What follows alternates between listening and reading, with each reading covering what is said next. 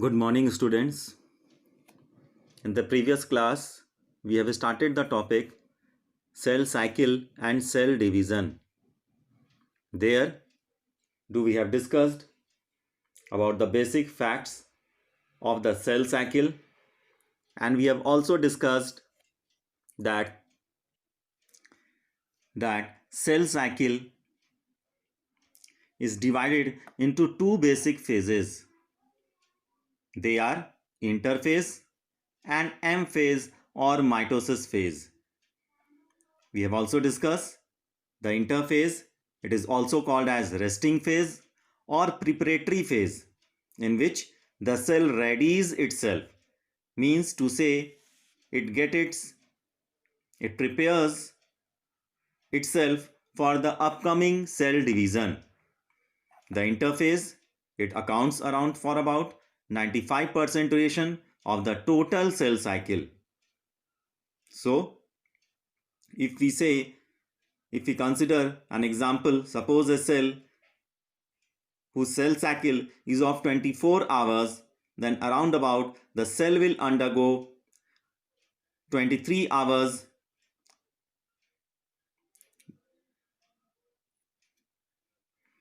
within the interphase stage, and the remaining 1 hour it will take for the mitotic or the mitosis phase to take place.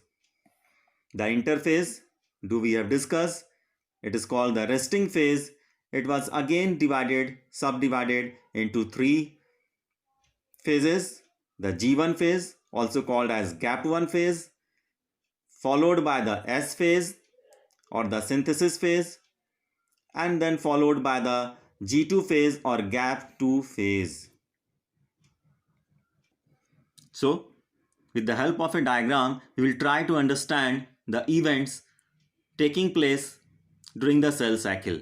This is the diagrammatic view of the cell cycle, indicating the formation of two cells from one cell. Suppose the one cell which is diploid in nature, it has entered the cell cycle process, and as after the cytokinesis, the cell has entered the interphase stage or the resting stage. So the first stage, which is afterwards the cytokinesis, is the G1 phase of the interphase stage. There we have discussed in the case of G1 phase, which is called as the first growth phase or first gap phase or first mitotic gap phase, means after the mitotic division. This is the case for mitotic division. This is the phase which is post mitotically occurring. The cell is very much metabolically active and is preparing for the DNA replication. Obviously, the activities will include the multiplication of mitochondria, chloroplast, and other cell organelles like Golgi bodies, endoplasmic reticulum, etc. So, within the specific G1 phase, the cytoplasmic content of the cell will show an increase in its content. The cell will enlarge with respect to its cytoplasmic content. So, during the G1 phase, means the cell has increased its cytoplasmic content. A cell may follow one of the any three options that we may enlist. First, the cell may continue the cell cycle and divide. The first option may be that the cell will continue the cycle. It will follow the S phase, then G2 phase, and then the M phase, and the cell will ultimately divide.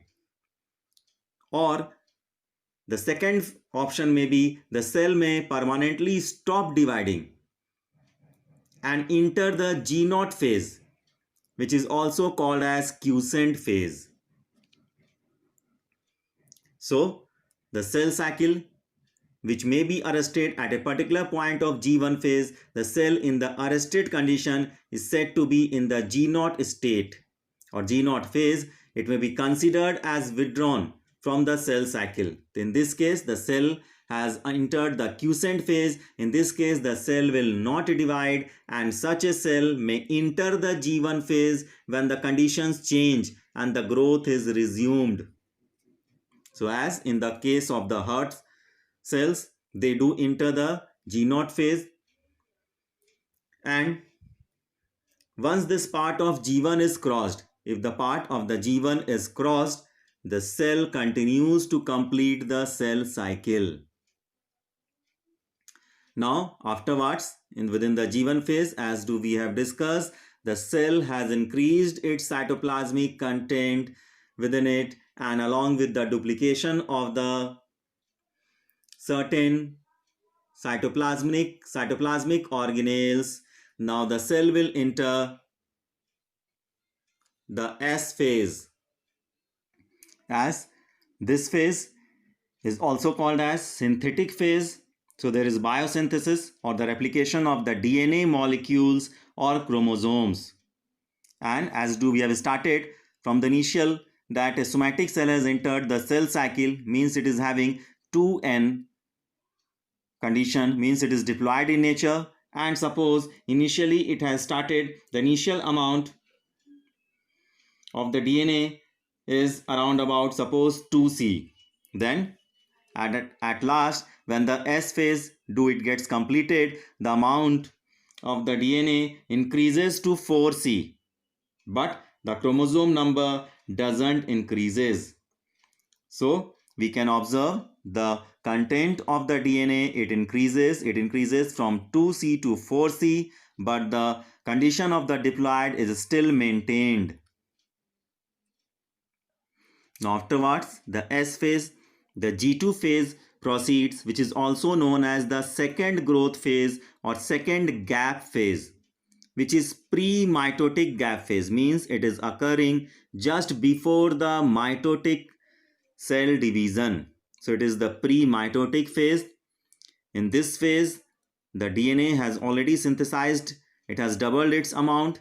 The synthesis of the DNA stops.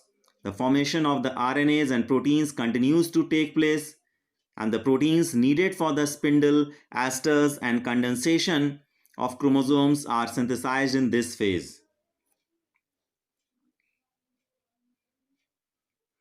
Now after the G2 phase, the cell enters the M phase or the mitotic phase, which has also been termed as the most dramatic period of the cell cycle, in which there is involvement of a major reorganization of all the virtually components of the cell, means whatever the different components which has been formed within the cell has to be reorganized, means when the cell has to be divided into two daughter cells, then there should be the distribution of equal amounts of the cellular organelles, may be the number of mitochondria, endoplasmic reticulums, Golgi bodies, they should be equally distributed to the two daughter cells.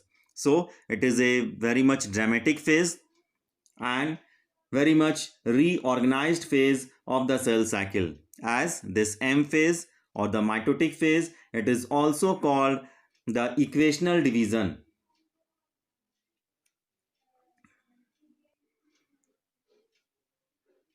The reason behind it is named as equational division is that the number of chromosomes in the parent cell and the resultant two daughter cells, suppose the two daughter cells which would be formed after the division of this parent cell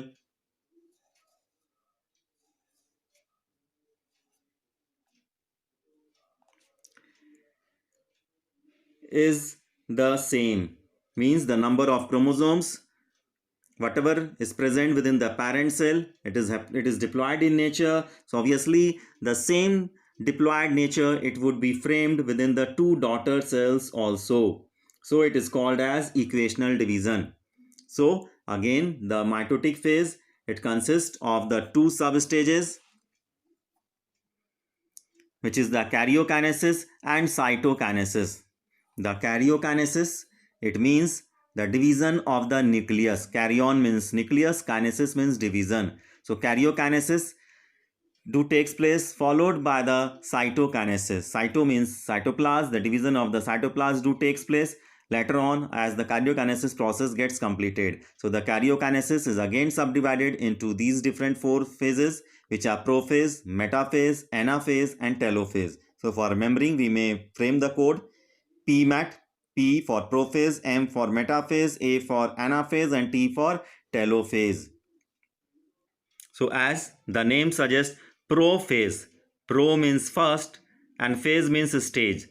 So we'll discuss about the detail event taking or occurring within the M phase, and the first substage is the prophase stage. So we can say the prophase, which is the first stage of the karyokinesis of the mitotic division, which follows the S phase and G2 phase. So we can easily understand that the prophase, it takes place after the G2 phase, means as the G2 phase it gets completed, which is the last substage of the interphase stage, which is the resting stage. The prophase phase of the karyokinesis of the M phase, it starts. In the S and the G2 phases, we have discussed the new DNA molecules formed, they are not distinct but intertwined. So this is the diagram illustrating the stage for the early prophase stage.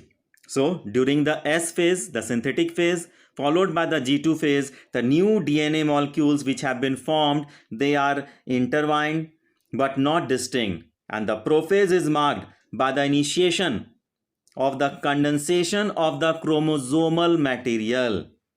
The chromosomal material becomes untangled. The diagram is illustrating about the late prophase stage, in which we may observe the chromosome, the condensation of the chromatids, they have take place, followed by the formation of the chromosomes. So now the centrosome, which had also undergone the duplication, which will help or play an important role in the process of cell division during the S phase of interphase, it will also now begin to move towards the opposite poles of the cell, and the completion of the prophase, we can say it is marked by the following events. The first, the chromosome material, they condenses to form compact mitotic chromosomes.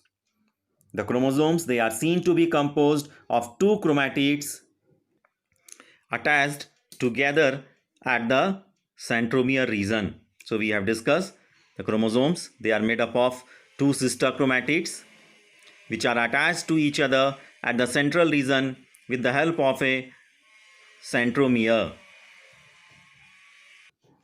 So centrosome also, which has undergone the duplication process during the interphase stage, also begins to move towards the opposite poles of the cell, and also the each centrosome radiates out microtubules. So like this, the structures, it would be radiating out from each of the centrioles, these microtubules called esters, and the 2 esters together with the spindle fibers forms the mitotic apparatus. So the cells at the end of the prophase, when viewed under the microscope, it do not shows the presence of the Golgi complexes, endoplasmic reticulum, nucleolus, and the nuclear envelope that we may observe in the diagram showing the late prophase stage. The nuclear envelope has also dissolved. The chromatids which has condensed, it will start moving towards the opposite poles in the later on stages.